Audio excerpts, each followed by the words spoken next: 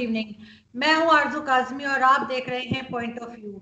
आज ये हम बात करेंगे थोड़ी इंडिया और पाकिस्तान की, और हम ये बात भी करेंगे कि यूनाइटेड नेशंस और जो यूएस है उसके रिलेशंस पाकिस्तान के साथ किस तरह से है और इंडिया के साथ किस तरह से। स्पेशली जो अमेरिका के रिलेशंस है वो हम देखते हैं कि काफ़ी हद तक इंडिया के साथ पाकिस्तान से बेहतर है और मुख्तलिफ किस्म के, तो वो उस पर हम बात करेंगे।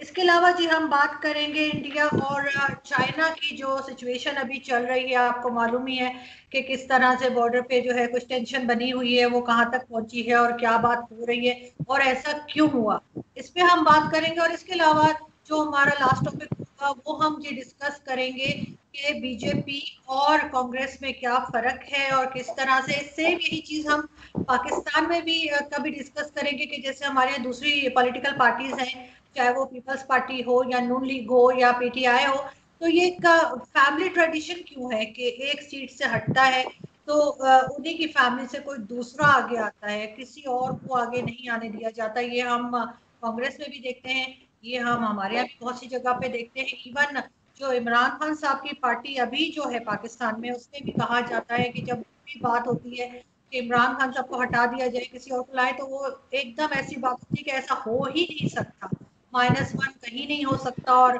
वो बिल्कुल भी रिप्लेस नहीं हो सकते। इस तरह की पॉलिटिक्स हम दोनों की कंट्रीज में क्यों है। सबसे पहले जो हमारे साथ गेस्ट है उनका मैं तारुफ करा दूं। हमें जी पाकिस्तान से ज्वाइन किया है आरिफ चौधरी साहब ने। आप सीनियर एनालिस्ट भी हैं और लॉ एक्सपर्ट भी हैं। और इंडिया से हमें जी ज्वाइन किया है अशीन कुणाल साहब ने। आप सीनियर जर्नलिस्ट हैं और मैनेजिंग डायरेक्टर हैं न्यूज इन वन इंडिया के। Thank you so much sir कि आप आए। थैंक यू आरिफ साहब। सबसे पहले आपकी तरफ ही चलूंगी। अशीत, आप मुझे ये बताइए कि किस तरह के रिलेशंस आप समझते हैं कि अमेरिका के साथ आपके हैं, या आप लोग जब कोई अपना केसेस लेके यूनाइटेड नेशन में जब कोई बात होती है तो आपको लगता है कि आपको कुछ फेवर दिया जाता है, या ये कि अभी यूएस के क्योंकि इलेक्शंस आने वाले हैं तो आपका ख्याल है कि वहां पे क्योंकि बहुत ज्यादा इंडियन कम्युनिटी है तो उनको इस वक्त उसके पैसों की भी जरूरत है और उनको फंड्स भी चाहिए और उनको वोट्स भी चाहिए, इसलिए बहुत ज्यादा दोस्ती दिखाई जा रही है इंडिया के साथ। देखिए आरजू जी, एकदम आपने बहुत ही सही सवाल पूछा। देखिए, मैं कोई इंटरनेशनल रिलेशंस का एक्सपर्ट नहीं हूँ, मगर जितनी दुनियादारी समझता हूँ और जितना समझ पाया हूँ, थोड़ा बहुत पढ़ा लिखा हूँ और लोगों से गुफ्तगू करके जो मैं समझ पाता हूँ, जो इंटरनेशनल रिलेशंस हैं बेसिकली वो दो चीज़ों पे एक तरीके से दो चीज़ों के इर्द गिर्द ही रोटेट होते हैं। एक तो अपना सेल्फ सेंटर होता है हर आदमी का। कोई भी इंटरनेशनल रिलेशन का जो कोर पॉइंट होता है वो उस कंट्री का अपना सेल्फ इंटरेस्ट होता है। कभी हम ये सोचें कि अमेरिका भारत की मदद कर रहा है या चीन पाकिस्तान की मदद कर रहा है या किसी वक्त रूस अफगानिस्तान की मदद कर रहा है, कोई ईरान की मदद कर रहा है, ये एक परिस्थिति और एक समय काल में उस देश की अपने फायदे नुकसान के आधार पर, और खासतौर पर वेस्टर्न कंट्रीज में, और भी स्पेसिफिक अगर मैं बताऊं आपको, यूएस की जो इंटरनेशनल डिप्लोमेसी है, it is solely driven by self interest. ये चीज आप एकदम मान लीजिए। ये दुनिया में अलग अलग समय पे इंटरेस्ट चेंज होते रहते हैं, उस हिसाब से इनकी डिप्लोमेसी होती है, पहला। दूसरा, हाल के दिनों में और खासतौर पर अगर जिसे हम ग्लोबलाइजेशन कहते हैं, ग्लोबलाइजेशन के एरा में जो पूरी डिप्लोमेसी ड्राइव होती है वो बेसिकली इकोनॉमिक इंटरेस्ट पे होती है। और अगर हम स्पेसिफिक करें कि वो इंटरेस्ट क्या होता है, पहला तो मैंने आपको बताया कि जो भी इंटरनेशनल रिलेशंस होते हैं they are largely driven by self interest. और सेल्फ इंटरेस्ट में और स्पेसिफिक पूछिएगा, it is largely driven by economic interest. ये एक कड़वा सच है। कभी इसका फायदा हमें मिलता है, कभी किसी और को मिलता है, और यही हकीकत है। आज की स्थिति में हम बात करें, ये बात सही है कि जो यूएस का झुकाव है वो अगर साउथ ईस्ट एशिया में देखें तो इंडिया की तरफ है जाहिर तौर पर। और पोस्ट कोल्ड वॉर में, जब से कोल्ड वॉर खत्म हुआ है, यूनिपोलर वर्ल्ड हुआ है। किसी जमाने में आप देखिए, जैसा मैं कह रहा हूँ कैसे गोल पोस्ट चेंज होते हैं, आप अंदाज लगाइए कि जब कोल्ड वॉर का एरा था तो इंडिया जो है वो यूएसएसआर का एलाई माना जाता था, और कहीं ना कहीं पाकिस्तान के साथ जो है यूएस को जोड़ा जाता था। जब से वो कोल्ड वॉर खत्म हुआ, यूनिपोलर वर्ल्ड हुआ, अमेरिका की प्रायोरिटीज बदली, उन्हें लगा ग्लोबलाइजेशन में मार्केट, जो अमेरिका की पूरी डिप्लोमेसी है दैट इज मार्केट ओरिएंटेड आज के समय में, उन्हें लगा कि इंडिया एक बड़ा मार्केट है, कहीं ना कहीं एक दूसरा उनका कंसिडरेशन था कि उनको चैलेंज करता हुआ पूरी दुनिया में जो एक मुल्क दिखा वो चीन था। जाहिर तौर पर उसे बैलेंस करने के लिए उसे लगा कि इंडिया एक एली के तौर पर हो सकता है, एलाई के तौर पर हो सकता है। ये सब एक परिस्थिति के अनुसार, जैसे मैंने कहा, एक सिचुएशन क्रिएट करते हैं, उसमें दोस्त और दुश्मन बनते हैं अंतर्राष्ट्रीय स्तर पर। आज के समय में सही बात है कि एक नेचुरल एलाई इंडिया और यूएस हैं। उसके दो अहम कारण हैं, एक तो बिजनेस इंटरेस्ट है, इंडिया बहुत बड़ा मार्केट है अमेरिका के लिए, और दूसरा चीन जो एक पोटेंशियल थ्रेट फ्यूचर में हो सकता है, economic threat as well as power centre के तौर पर थ्रेट यूएस के लिए, उसमें इंडिया जो है एक एलाई बनता है यूएस का। तो मुझे लार्जली अगर आप फेयरली देखिए तो इंडिया और यूएस एक नेचुरल एलाई आज के कालखंड में है, आज का जो परिस्थितियां हैं, आज की सिचुएशन है, इसमें है। और मैंने आपको बताया इसके लिए बहुत ही अमेरिका के लिहाज से अगर आप देखिए, अमेरिका के नजरिए से, तो एक बहुत ही सूटेबल कारण है, उनके दो तीन बहुत अहम कारण है जिसके कारण उसको इंडिया को साथ लेकर चलना है। तो मुझे लगता है आज के समय में जाहिर तौर पर इंडिया को मल्टीपल इंटरनेशनल फोरम्स पे वो फेवर करता है और कोशिश करता है कि जहां पे जरूरत हो इंडिया को पैम्पर किया जाए। और बाकी कंसिडरेशन जो आपने बोली है वो भी अपनी जगह है, इलेक्शंस हैं वगैरह, वो बट लार्जली जो मुझे लगता है जो दो इश्यूज हैं जो मैंने आपको बताया, मुझे लगता है इस कारण से इंडिया और यूएस की एक नेचुरल क्लोजनेस है आज का। ठीक। चौधरी साहब, आपको लग रहा है आप एग्री होंगे इस हिसाब से, या आप समझते हैं कि कोई और रीजन भी हो सकता है? दूसरा, पाकिस्तान भी इस वक्त इम्पोर्टेंट है अमेरिका के लिए, क्योंकि अफगानिस्तान के लिए उनको पाकिस्तान की जरूरत है। आप क्या समझते हैं? पहली बात तो यह है कि मुझे खुशी हो रही है कि अशीत का वो स्टाइल, मुझे जो इंडियन जर्नलिस्ट के बारे में मेरा तासुर है वो जाहिर कर रहा है, और अल्लाह करे ऐसा ही हो आखिर तक। क्योंकि अक्सर हमने ये देखा है, मैं आपके इस प्रोग्राम की वसातत से इन्हें ये कहना चाहूँगा कि मुझे ज़्यादातर आपके जर्नलिस्ट जो हैं वो इंडिया के, वो उनमें जर्नलिस्टिक वो जो विजन है या वो स्टाइल वो नज़र नहीं आता।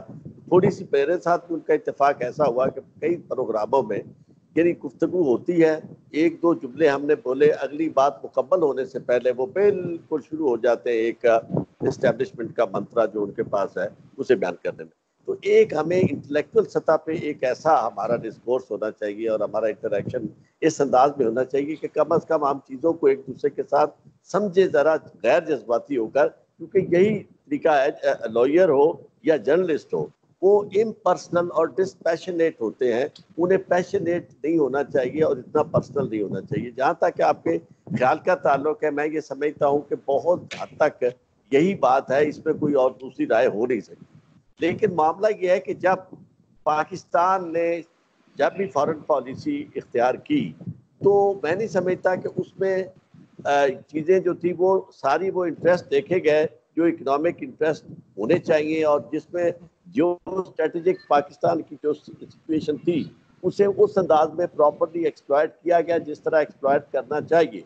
मैंने इस पे मजमून भी लिखे काफ़ी उस ज़माने में, जब मैं अमेरिका में था तो मैंने अक्सर ये देखा, और वो एक ज़माने में मैंने लिखा और देखा, जब ये कोल्ड वार की बात करते हैं, अमेरिका की हालत ये थी कि वो फौरी तौर पर जब ये बर्लिन वॉल गिरी है तो उसके बाद उन्होंने जो गुफ्तगू शुरू की, आपको याद होगा कि उस वक्त उस बीट जो थे प्रेसिडेंट थे जॉर्ज बुश, इन्हें उन्होंने उस तकरीब में नहीं बुलाया जो फंक्शन हुआ।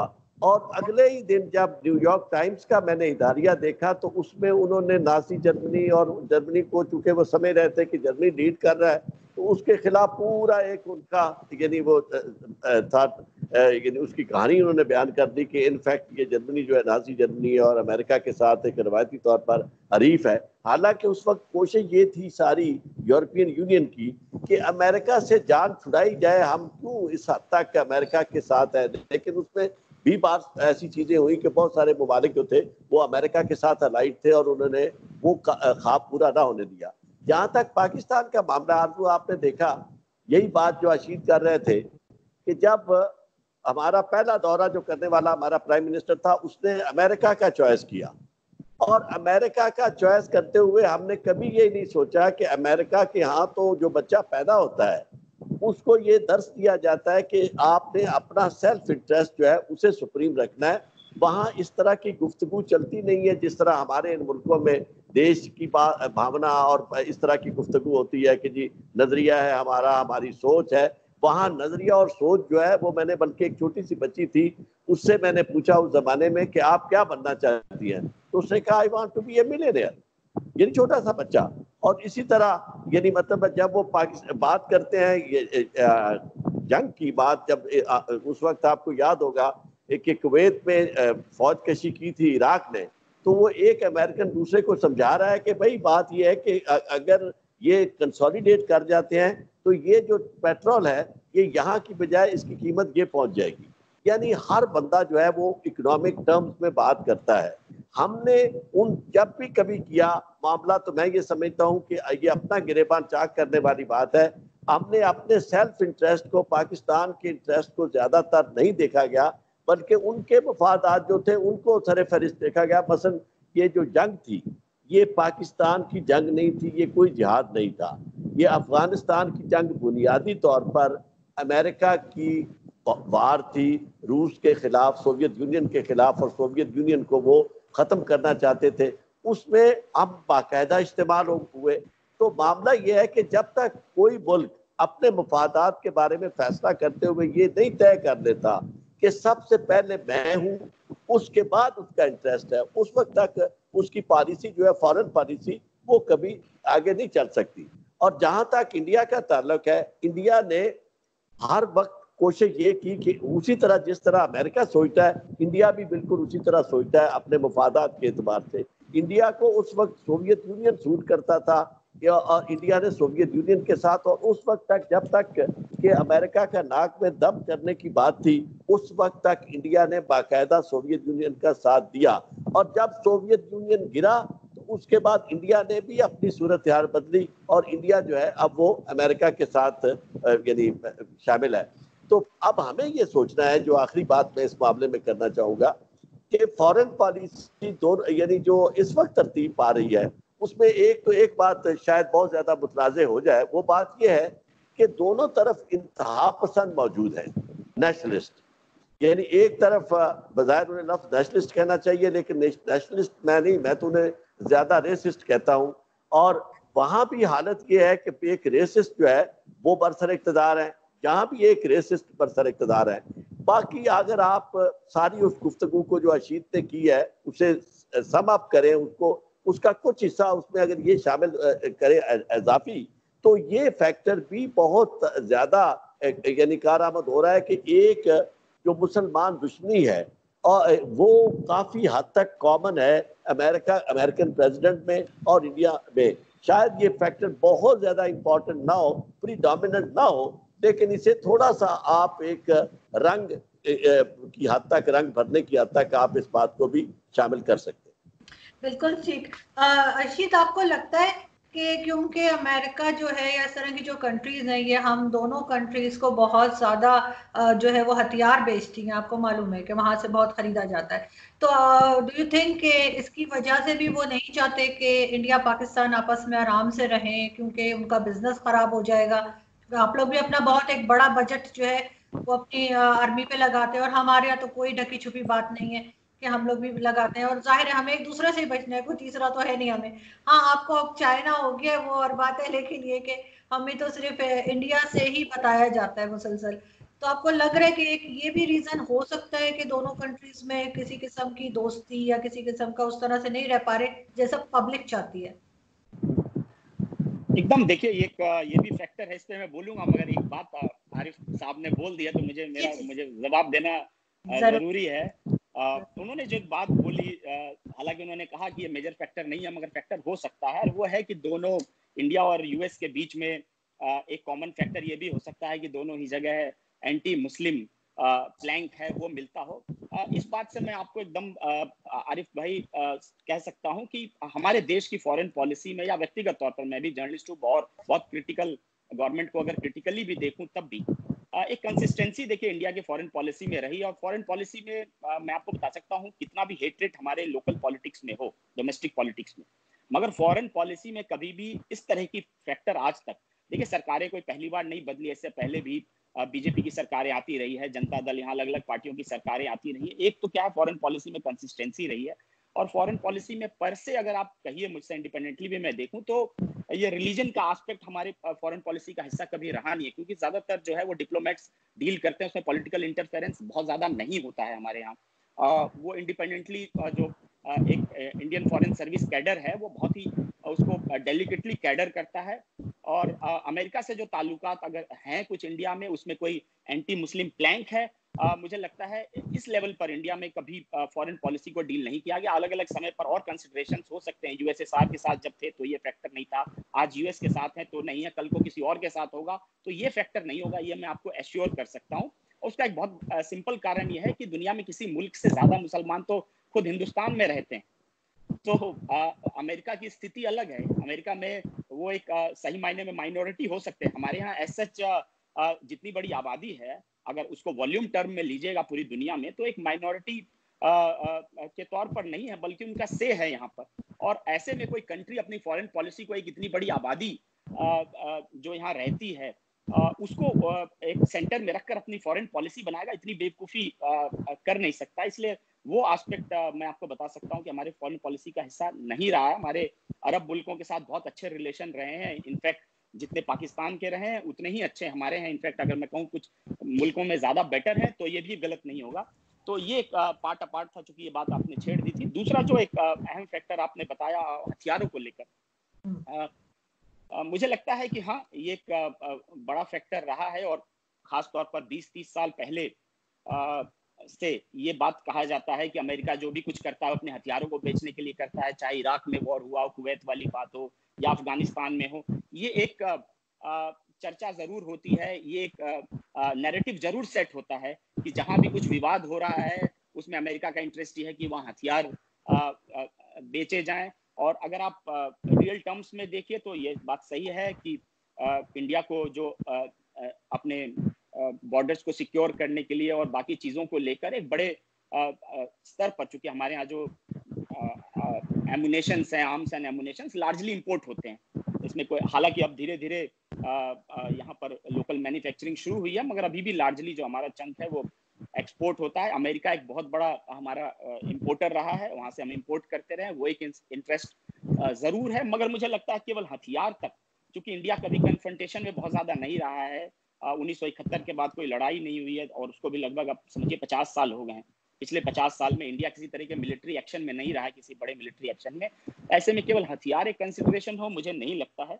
लार्जली जो है, मैंने आपको 2 फैक्टर बताया, वो एक छोटा कंसिडरेशन हो सकता है, रूल आउट नहीं करता हूं मैं, बट लार्जली जो मुझे लगता है, जो इन 2 मुल्कों को आज के समय में भारत और यूएस को कॉमन एलाई बनाता है, उसमें एक सबसे बड़ा कंसिडरेशन अगर आप मुझे पूछिए तो एक मार्केट का लेना देना है। अमेरिका एक बहुत बड़ा प्रोड्यूसर है गुड्स का, उसकी जो बड़ी कंपनियां हैं, चाहे कोको कोला हो या अमेजन हो, इन सबको मार्केट चाहिए होता है। इंडिया एक बड़ा मार्केट है आबादी के हिसाब से, एक कंसिडरेशन ये है। दूसरा, जैसे मैंने कहा कि एक जो नेचुरल एलाई इंडिया और यूएस होते हैं, उसमें एक बहुत बड़ा कारण डेमोक्रेटिक सिस्टम ऑफ गवर्नेंस भी है। ये भले ही बहुत लोग, आप लोग इत्तेफाक इससे न रखिएगा, बट जो कंट्रीज बहुत ज्यादा डेमोक्रेटिक इलेक्टेड गवर्नमेंट्स रहती है, उनका एक नेचुरल आपस में वो रहता है, चूंकि एक सर्टेनिटी रहती है कि कल को किसी तरह का अगर आप बिजनेस डील करते हैं या किसी तरह के रिलेशनशिप करते हैं, तो ये नहीं लगता कि अचानक से कल सुबह कोई बंदा आ जाएगा और वो रातों रात सब कुछ बदल देगा। तो एक इलेक्टेड गवर्नमेंट का प्रोसेस रहा है यूएस में और इंडिया में। तो कॉन्फिडेंस आता है जब आप किसी कंट्री के साथ डील करते हैं, ये होता है कि यहाँ पर चलो इसके साथ अगर आप लॉन्ग टर्म रिलेशन है तो एक स्टेबिलिटी है, कॉन्फिडेंस है आपके पास कि there is a system, set of democratic system where there is considerable space for discussion, dialogue. तो ये कॉमन स्पेस है जो इंडिया और यूएस शेयर करते हैं, इकोनॉमिक इंटरेस्ट है, डेमोक्रेटिक वैल्यूज हैं। और इसीलिए मैंने कहा कि आज के समय, और एक बड़ा इशू जो मैंने बोला चाइना है, चाइना जो है एक, जैसे कहते हैं कि दुश्मन का दुश्मन दोस्त होता है, चाइना आजकल इंडिया और यूएस दोनों के लिए एक पोटेंशियल थ्रेट है। ऐसे में एक नेचुरल एलाई के तौर पर इंडिया और यूएस आज के समय में दिखते हैं। बिल्कुल ठीक। जी चौधरी साहब, आपको लग रहा है कि आप एग्री होंगे अर्शीद साहब से, या कि आप समझते हैं कि नहीं चाइना तो क्योंकि हमारा दोस्त है, हम हमेशा यही कहते हैं। ये और बात है कि चाइना के हमारे साथ बिजनेस रिलेशन ज्यादा हैं, क्या कहेंगे आप? बात यह है कि अच्छी बात कोई भी कहे, उसमें कोई मज़ाइका नहीं है उस बात को मानने में। हमें भी वाकई ये इदराक होना चाहिए कि मामलात जहाँ पर कहीं भी मुल्कों में होते हैं उसमें बुनियादी जो प्रीडोमिनेंट फैक्टर होता है वो इकोनॉमिक्स होती है। इसके अलावा बाकी फैक्टर्स जो है दुश्मन का दुश्मन दोस्त होने वाली बात भी होती है, और उसमें आपस में यानी जो अलायंस बनता है अमेरिका का चाइना के खिलाफ, वो बड़ी इम्पोर्टेंट बात है। लेकिन एक बात है ये जो इन्होंने कही कि मुसलमान जो है वहाँ बहुत बड़ी यानी माइनॉरिटी है, लेकिन तादाद में बहुत ज़्यादा है। तो आप अशीद कम अज़ कम ये आज इस प्रोग्राम के हवाले से ही मैं चाहूँगा कि हम इसको ज़रूर जानें कि ये जो माइनॉरिटी है वहाँ की जो सूरत हाल अब हमें चेंज होती हुई नजर आती है, क्योंकि अमर्ता सेन ने भी बड़ी जबरदस्त किताब लिखी है, आपने यकीन सब लोगों ने पढ़ी भी होगी, वो जो आर्गुमेंटेटिव इंडियन है, और काफी सारी चीजें समझ में आ रही हैं कि इंडिया जो था वो ऐसा कभी था नहीं जो इंडिया अब हमें नजर आता है। क्योंकि इंडिया जो बेसिकली ये बादशाह था कल्चर का, सिविलाइजेशन का, और ये जो मेल्टिंग पॉट न्यूयॉर्क को कहते हैं, मैं समझता हूँ कि दिल्ली था और इंडिया था उस वक्त मेल्टिंग पॉट, जिसमें पारसी भी आके रह रहे थे, जिसमें दुनिया भर से यहूदी भी आके रह रहे थे, मुसलमान तो थे ही और हिंदू भी थे। तो ये जो हिंदू मेजोरिटी का सिलसिला है जिसकी बुनियाद पर अब वहाँ सारी अकलियतों को परेशान करना और ख़ास तौर पे मुसलमानों का जीना तंग किया हुआ है, कभी कम अज़ कम इसका भी इदराक आप लोगों ने कभी किया है और इस मामले में कभी आपने महसूस किया है? मैं इसे उस लड़ाई के अंदाज में करने की बजाय मैं ये कहूँगा कि अगर हिंदुस्तान, देखिए खित्ते पे मौजूद मुल्क जो है, अगर हमें प्यारा होगा, आपको भी पाकिस्तान अच्छा लगना चाहिए क्योंकि आपके का हमसाया है, हमें भी हिंदुस्तान अच्छा लगना चाहिए। जब ये दौर हुआ, आपको याद होगा जिस जमाने में यहाँ सिलसिला शुरू हुआ 2003 में, तो पहला डेलीगेशन मैं लेके गया लॉयर्स का वहाँ, और जिस अंदाज में फिर वहां से लोग आए और जो हमने देखा आपस में, अगरचे ये बात मैंने पंजाब की हद तक की देखी, दिल्ली से आगे अगर हम जाएं तो सूरत हाल बदल जाती है, लेकिन दिल्ली तक तो हमें ये लगा कि हम बिल्कुल आपस में हमारा ताल्लुक है, हमारी मोहब्बत है। नजरियाती तौर पर दोनों मुल्क बन गए अलहदा, वो दो कौमें हैं, दो कौमी नजरिया सब ठीक, लेकिन इसके बावजूद दुनिया में ये मिलके रहने का एक कॉन्सेप्ट है, उसमें जब तक आपके यहाँ ये सोच जो बनती जा रही है, और ये जो सोच अब यानी 97 की 1 के बाद आप कहते हैं कि आप मुतारिफ नहीं रहे, हर रोज लाइन ऑफ कंट्रोल पे फायरिंग हो रही है, हर रोज आपके अंदर ऐसे कवानीन बनाए जा रहे हैं, 370 खत्म कर दिया गया, उसके बाद फिर आपने इंडिया के अंदर जिस तरह यानी ये सिटीजनशिप एक्ट लेके आए, ये वो सारी चीजें हैं जिससे जीना दोबर हो रहा है वहाँ अकलियतों का, खास तौर पर मुसलमानों का। तो इस लिहाज से मैं ये समझता हूँ कि जो मैंने पहले बात की थी, अमेरिका में भी सूरत हाल यही है कि जो ट्रंप है उसकी मजबूरी होते हुए कि भी मुसलमानों के खिलाफ वो इस तरह नहीं जा सकता, लेकिन इसके बावजूद जो है बहुत ज्यादा मुसलमानों को कॉर्नर करने की कोशिश में शामिल है। अब वहाँ ये हो गया कि ब्लैक आ गए सामने, क्योंकि ब्लैक्स के साथ उनकी नफरत जो है वो भी उसी तरह है जिस तरह उनकी मुसलमानों के साथ है, तो वो ज्यादा फैक्टर गालिब आ रहा है इन दिनों में वहाँ ब्लैक्स को, जिस तरह उनकी प्रोसिक्यूशन हो रही है, जिस तरह वहाँ उन्हें मारा जा रहा है और यानी पकड़ के और एक्स्ट्रा जुडिशियल किलिंग हो रही है। इस वजह से मैं ये समझता हूँ कि ये फैक्टर बाहर सूरत अब गालिब आता जा रहा है, पहले किसी जमाने में ऐसा था नहीं। अब चूंकि इंडिया के अंदर भी इंडिया वो डेमोक्रेटिक मुल्क नहीं रहा और वो सेकुलर मुल्क नहीं रहा जो पंडित जवाहरलाल नेहरू के जमाने में था, या इवन मुरारजी देसाई तक था। उस जमाने में लोगों की सोच जो थी, वह आपकी जो राजनीति थी, वो इवन मनमोहन सिंह का स्टाइल डिफरेंट था, यानी सोनिया गांधी का भी डिफरेंट था। अब इस वक्त जो सूरत हाल बदलती जा रही है, उसमें तो मुसलमान दुश्मनी यूं समझे कि नंबर 1 उनकी फहरिस्त में आ गई है। तो इसलिए मैं ये समझता जी, बिल्कुल ये बात मैंने देखिए एकदम मारिफ भाई, मैं समझ गया आप जो बात कह रहे हैं और आपकी जो चिंता है।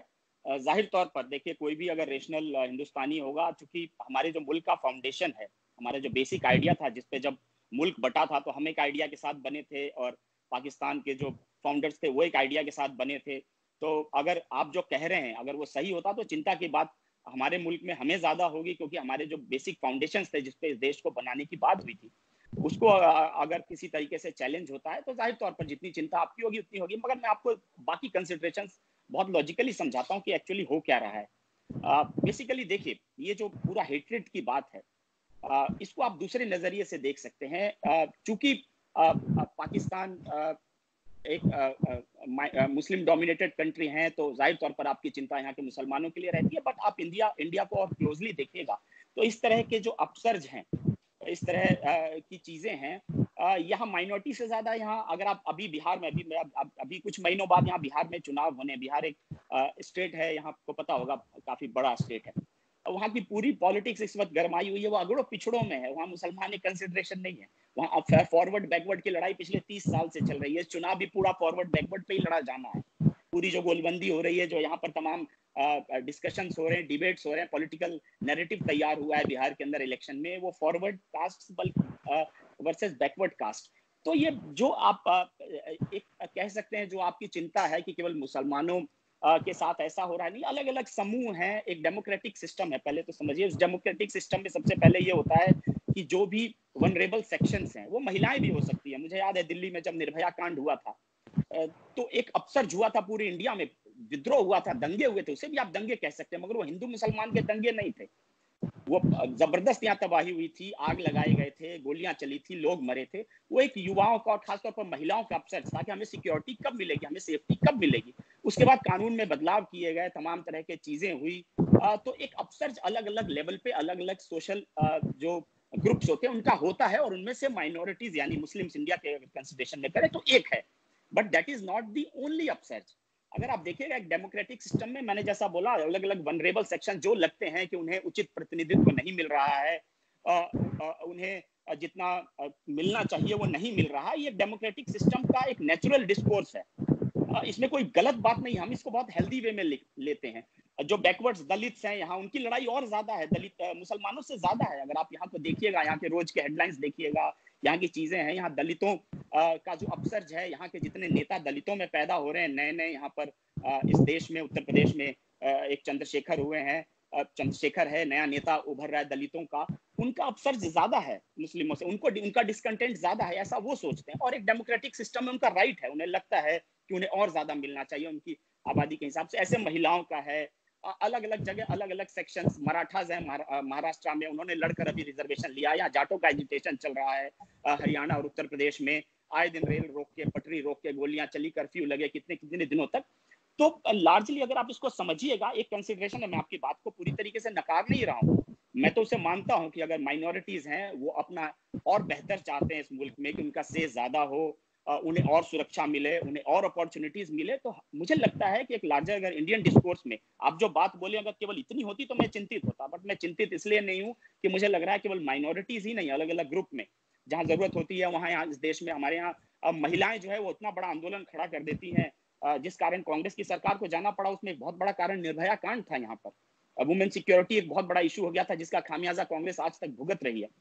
तो मुझे लगता है कि ठीक है, उसमें से होता यह है कि जो माइनॉरिटी से, मुस्लिम से रिलेटेड इश्यूज हैं वो हाईलाइट हो जाते हैं या आप तक पहुंच जाते हैं। अब जाटों से आपको बहुत ज्यादा मतलब नहीं है, गुजरों से बहुत ज्यादा मतलब नहीं है, बिहार में जो है यादवों दलितों, गुजरात के दलितों से मतलब नहीं है, तो वो सब आंदोलन मराठाओं से मतलब नहीं है, तो वो रह जाते हैं, वो हमारे लोकल डोमेस्टिक कंजम्पशन में रह जाते हैं। जो मुस्लिम्स का मामला है वो बाहर चला जाता है।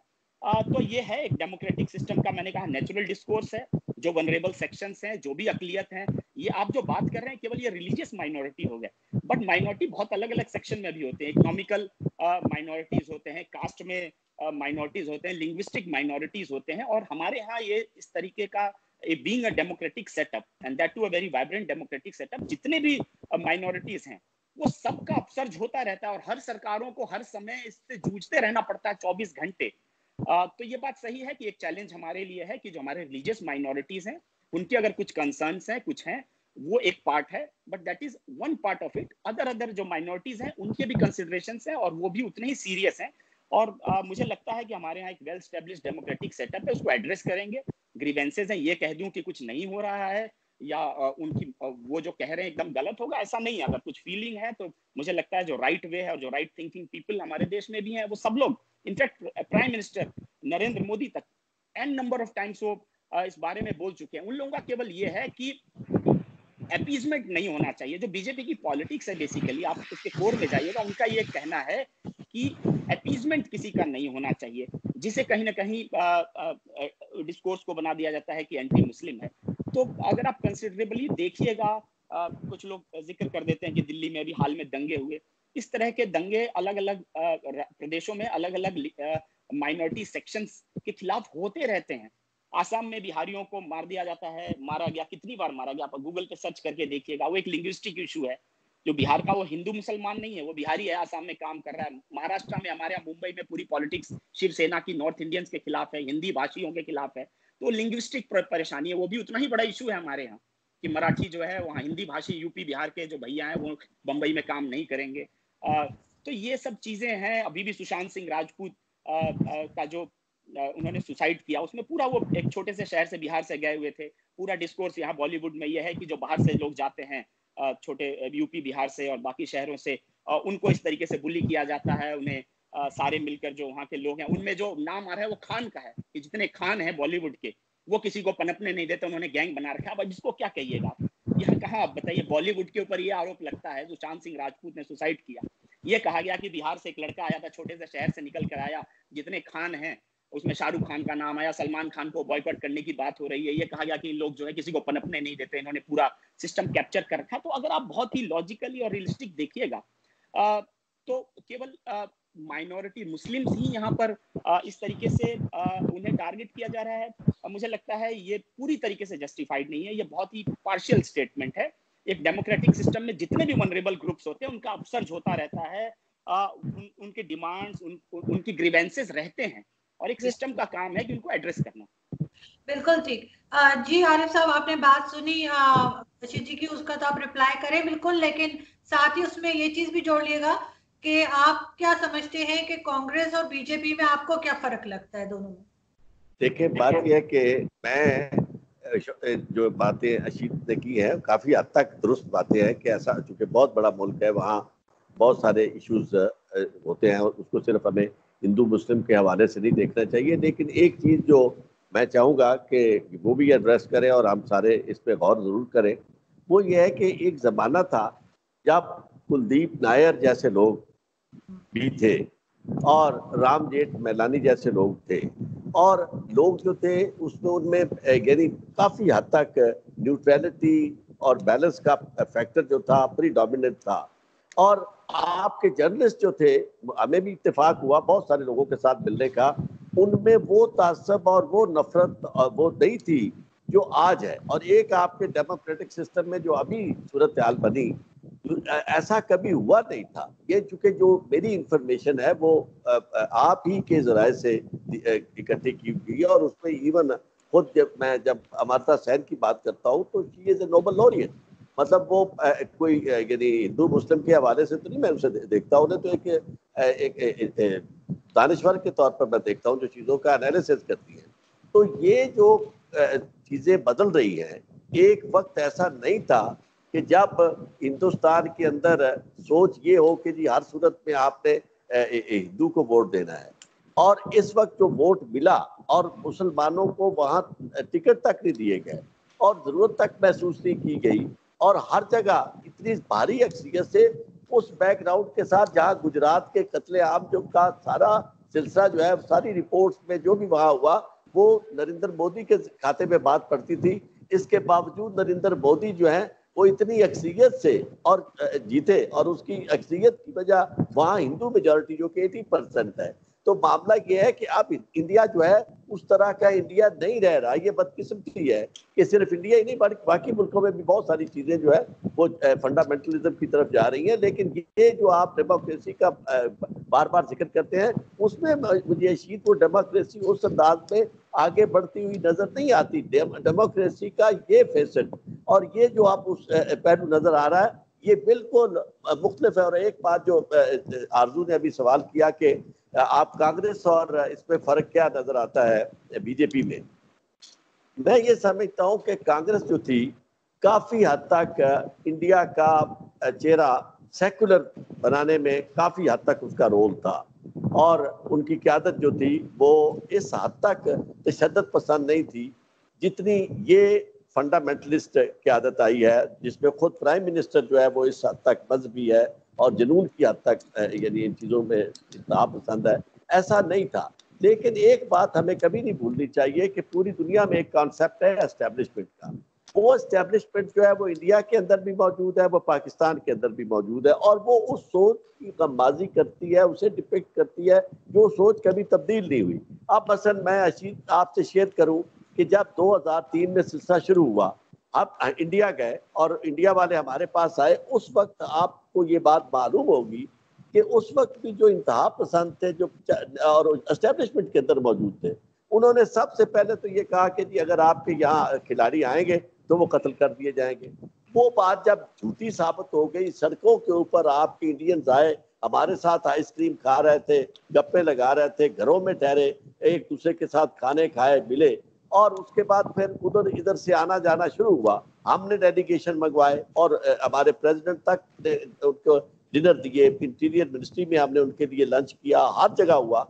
उसके बाद वहां जो हालत थी, मुझे पता ये चला, मैं फिर बार बार, चूंकि 14 दफा मुझे वहां जाने का मौका मिला, तो मैंने एक अजीब सोच देखी कि उन्होंने वहां जो एस्टेब्लिशमेंट को फीड किया जा रहा था, वो ये कहा जा रहा था कि जनाब आतंकवाद जो है वो बढ़ गया है।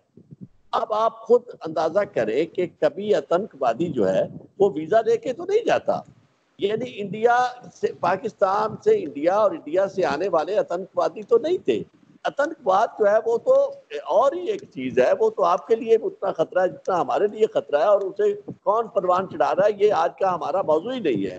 लेकिन असल बात जो है कि जिस मौजू पे हम बात कर रहे हैं वो ये है कि ये कोई बहुत फॉर्चुनेट बात नहीं है, हमारे दोनों मुल्कों के लिए कोई अच्छी बात नहीं है कि इंडिया का भी चेहरा बदल रहा है, और इससे इवन फंडामेंटल्स जो हैं उनके चेंज होने तक का खतरा आप नजर आ रहा है। उसकी वजह यह है कि जब आप एक ऐसा मुल्क जिसमें आपने देखा कि कितने ही लोग मौजूद थे और कितने ही अकलियतें भी, अकलियत का कोई कॉन्सेप्ट ही नहीं होता डेमोक्रेसी में अकलियत। आरिफ साहब, आपको नहीं लगता कि पाकिस्तान का भी चेहरा बदल रहा है? क्योंकि आज ही हमारी पंजाब असेंबली में करारदाद पेश की गई है कि दाढ़ी में डिजाइन नहीं बना सकते, वो इस्लामिक नहीं।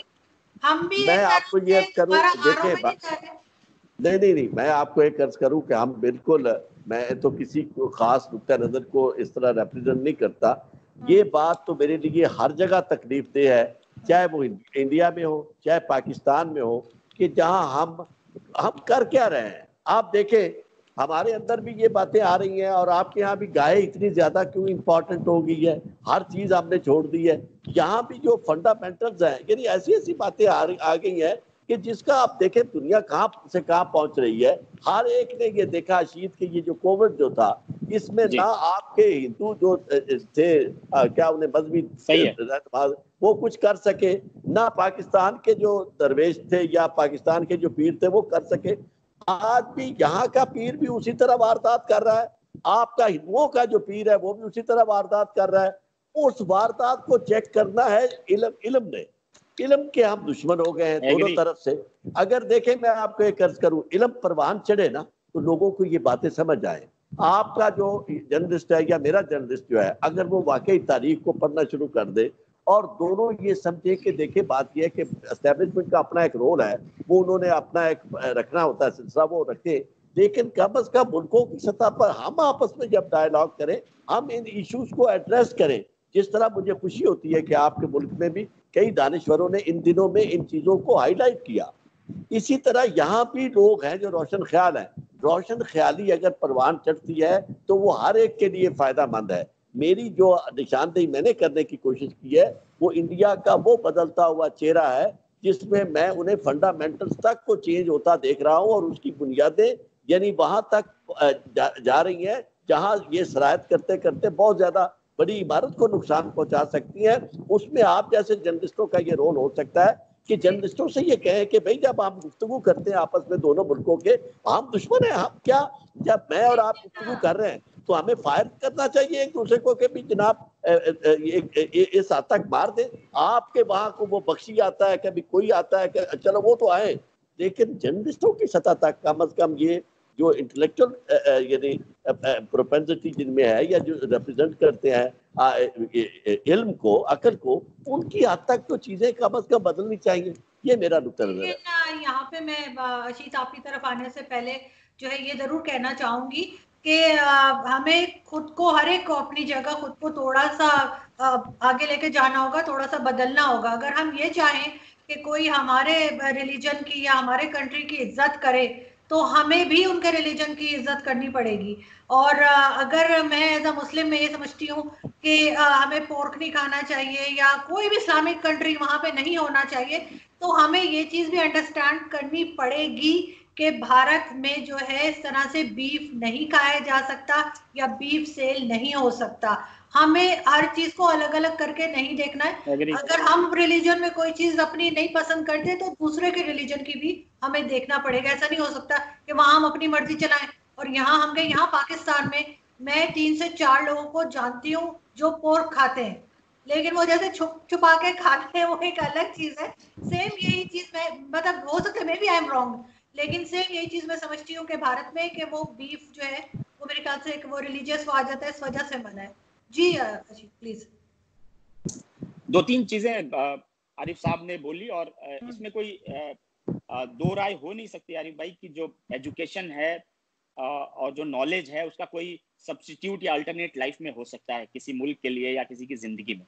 इसमें कोई दो मत नहीं है, रेशनल होना पड़ता है। देखिए फ्रिंज एलिमेंट्स हर जगह होते हैं, किसी एक दो का यहाँ वहाँ नाम ले लेना, ये हर समय में इस तरह के फ्रिंज एलिमेंट्स रहते हैं। उनको कोई सोशल एक्सेप्टेबिलिटी या वो कोई पूरे मुल्क को या पूरे ग्रुप को रिप्रेजेंट करते हैं ऐसा कदापि नहीं होता है। तमाम तरह की खबरें पाकिस्तान से भी आती रहती हैं वहां पर हिंदुओं पर अत्याचार की, ये वो, बट हमें लगता है कि सारे लोग उसी में शामिल हैं, ऐसा कहीं नहीं होता है। तो ये बात सही है लार्जली कि जो लॉजिक है, जो रेशनल है, जो थॉट्स हैं, उनको फ्लोरिश करने के लिए वैसा इन्वायरमेंट होना चाहिए कि जो सही बातें हैं, जो सच्ची बातें हैं, उनको वो आगे बढ़ें।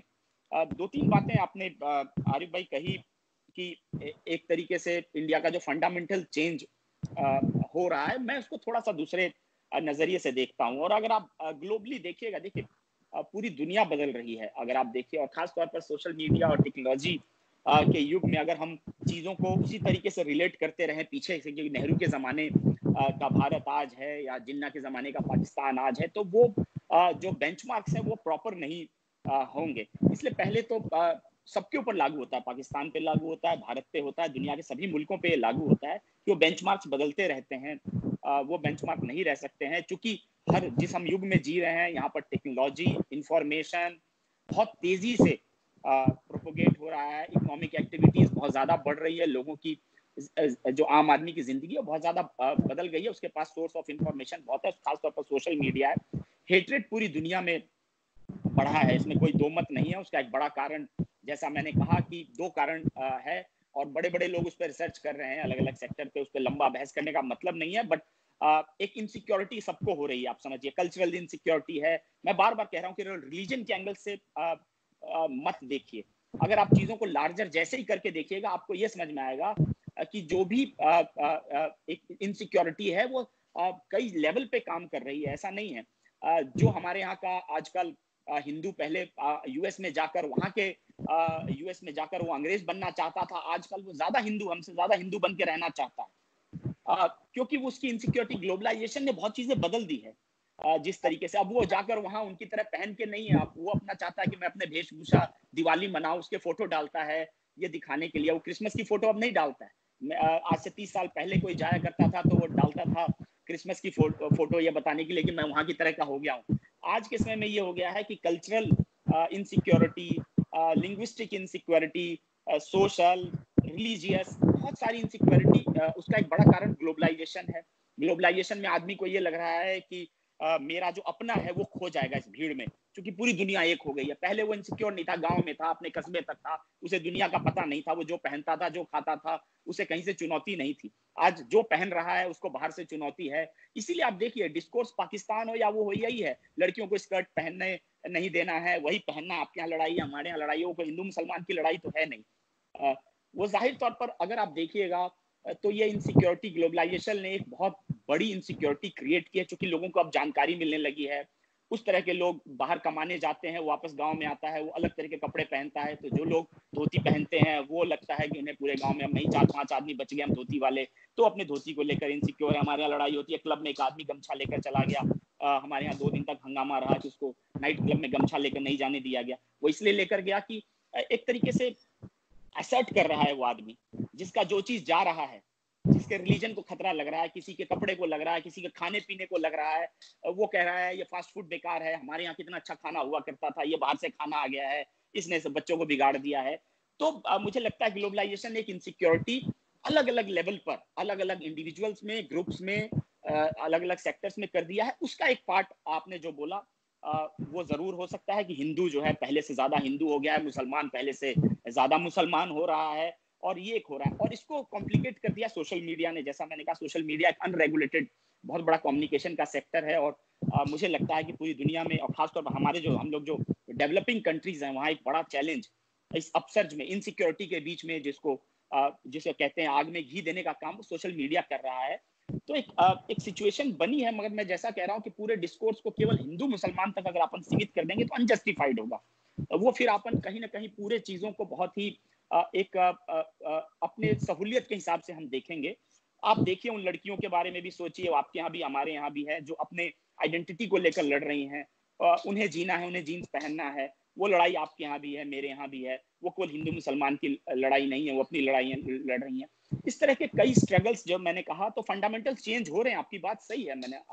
मैं वो नहीं कह रहा हूँ कि कोई नेहरू के जमाने से आज मोदी का भारत जो है वो ऐसा ही रहेगा, ऐसा नहीं है। फंडामेंटल्स तो चेंज हो रहे हैं, क्योंकि बहुत सारे फैक्टर्स हमारे आज के कंटेम्प्रेरी वर्ल्ड में जब हम जी रहे हैं, बहुत सारे फैक्टर्स चेंज हो रहे हैं। तो जरूर है, थोड़ा अपसर्ज है, हिंदुओं का भी अपसर्ज है। इसके अलावा जो जिस कास्ट का है उसका अपसर्ज है। अपने जो भाषा बोलता है, पंजाबी बोलने वाला है, वो अपने आप को डोमिनेट कर रहा है। वो कह रहा है कि भाई यहाँ पर क्यों नहीं पंजाबी बोलने दोगे, स्कूलों में अंग्रेजी क्यों रहेगी, यहाँ पर पंजाबी भी हमें बोलने दोगे। अभी हमारे एक स्कूल में फाइन लगाने की बात हुई, जो अंग्रेजी में बात नहीं करेगा फाइन लगेगा।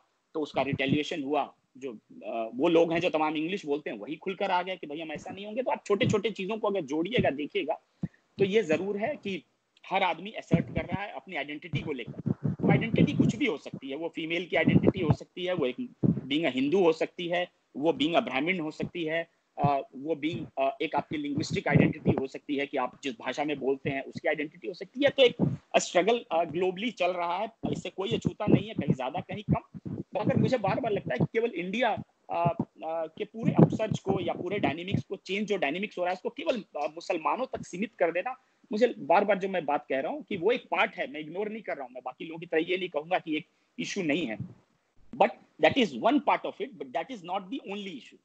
बिल्कुल ठीक। अब हम क्लोजिंग की तरफ चलेंगे, लेकिन सबसे पहले आपके रिमार्क्स, चौधरी साहब, आप क्या कहेंगे आरिफ साहब के हम क्या कर सकते हैं जिससे इंडिया पाकिस्तान रिलेशंस बेहतर हो जाए? सबसे पहली बात यह है कि हमें चाहिए कि वो हमारे जो सबसे बड़े मुद्दे हैं, सबसे बड़े इश्यूज हैं, असल आबादी दोनों मुल्कों में बेइंतहा बढ़ रही है, और ना आपके मुल्क में उस पर बात हो रही है, ना पाकिस्तान में बात हो रही है। बात खत्म ही होगी। नसबंदी वाला दौर तो था, वो एक इंतहा थी, उसके बाद फिर अब ये हुआ है कि अब बिल्कुल एक दूसरी इंतहा आ गई है, तालीम के मामले में, सेहत के मामले में। और ये जब तीन चीजें हम आपस में देख के दोनों देश जो है वो कोशिश करेंगे कि इसमें ज़्यादा हम मेहनत करें, तालीम पे ज़्यादा मेहनत करें, और सेहत पे तवज्जो दें, और आबादी पे कंट्रोल करें, यकीन माने हमारे पर्सपेक्टिव बदलेंगे तो वाकई ओवरऑल हमारी नफरतें जो है वो भी उस अंदाज में नहीं रह जाएगी। अब चूंकि एक और हुक्मरानों को भी हमें चाहिए कि हम दोनों मुल्कों के हुक्मरान, आप भी वहाँ बहुत मौसर है, आप भी कोशिश करें, हम भी कोशिश कर रहे हैं कि उन्हें भी, यानी वो सिवाय इसके कि उन्हीं इश्यूज पे इंडिया पाकिस्तान की नफरतें जो आपस में उसी के ऊपर एक्सेल कर रहे हैं, यानी उसका नतीजा ये होता है कि वहाँ आपके यहाँ भी कोई तरक्की नहीं हो रही।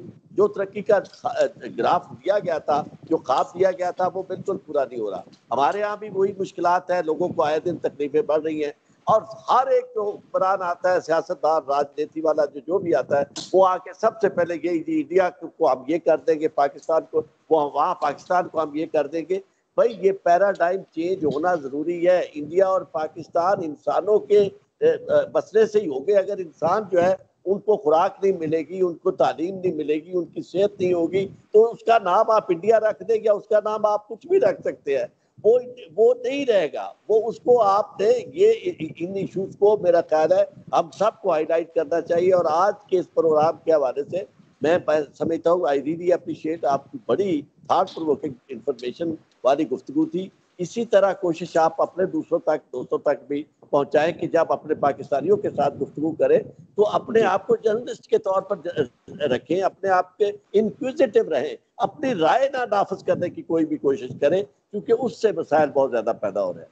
बिल्कुल ठीक जी। अर्शित, आप क्या समझते हैं कि क्या करना चाहिए? नहीं, एकदम बहुत ही सही आरिफ भाई ने कंक्लूड करने के लिए जो बात बोली है। देखिए, पाकिस्तान और हिंदुस्तान दोनों का एक बहुत ही बेहतर भविष्य है, बहुत ही उज्जवल भविष्य है। और मुझे हमेशा लगता है कि देखिए, आपस में कम्पीट करते रहने से जो है उसका कोई समस्या का समाधान नहीं होना है, किसी तरह का कोई सॉल्यूशन नहीं होना है कि आप वही 40-50 साल पुराना राग अलापते रहें, उससे किसी का भला नहीं होना है। जो चैलेंजेस हैं और जो पॉवर्टी है, वो कॉमन चैलेंजेस हैं, उनको आइडेंटिफाई करें और जो है बिजनेस के जो ताल्लुकात हैं वो बढ़ाएं, लोगों की बेहतरी कैसे हो इस पे ध्यान रखें। मगर मुझे लगता है कि इसमें जो रूलिंग क्लास है उनको जरूर देखना होगा कि लोगों का कंसिडरेशन हो, चूंकि इमोटिव इश्यूज बहुत हैं। इंडिया पाकिस्तान के जब इश्यूज आते हैं, इमोटिव इश्यूज हैं, तो पॉलिटिकली कहीं ना कहीं वो जरूर लोगों को टच करते हैं। बट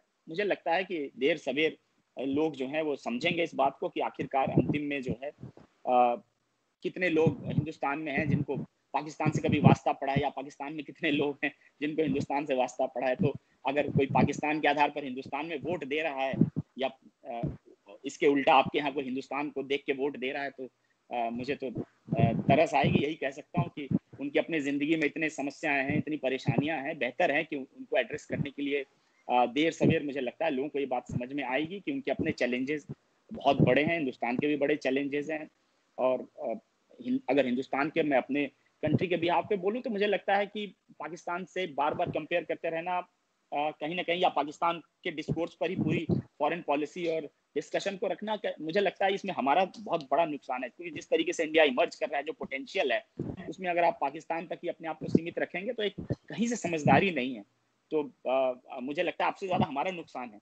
मतलब कहते हैं ना कि बड़े से तुलना करके, चूंकि जीडीपी का वॉल्यूम देखिए, आबादी देखिए, सब कुछ देखिए, तो मुझे लगता है कि बार बार अगर ये कंपैरिजन होगा तो आपके तो हित में है, क्योंकि आप उस हिसाब से ग्रो करेंगे।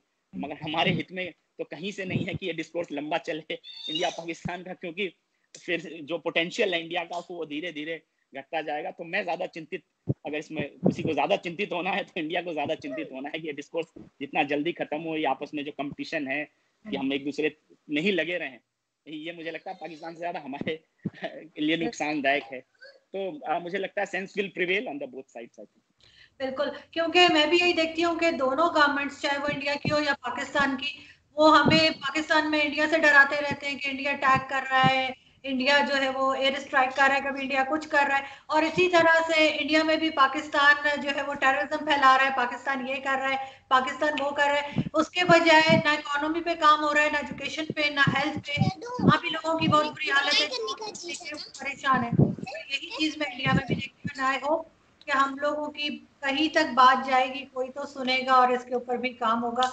अपने लोगों को हम ज्यादा से ज्यादा फैसिलिटीज दें और इस तरह के लड़ाई झगड़े में ना पड़े। थैंक यू सो मच, आप दोनों ने ज्वाइन किया। Thank you, thank you, thank you, good night.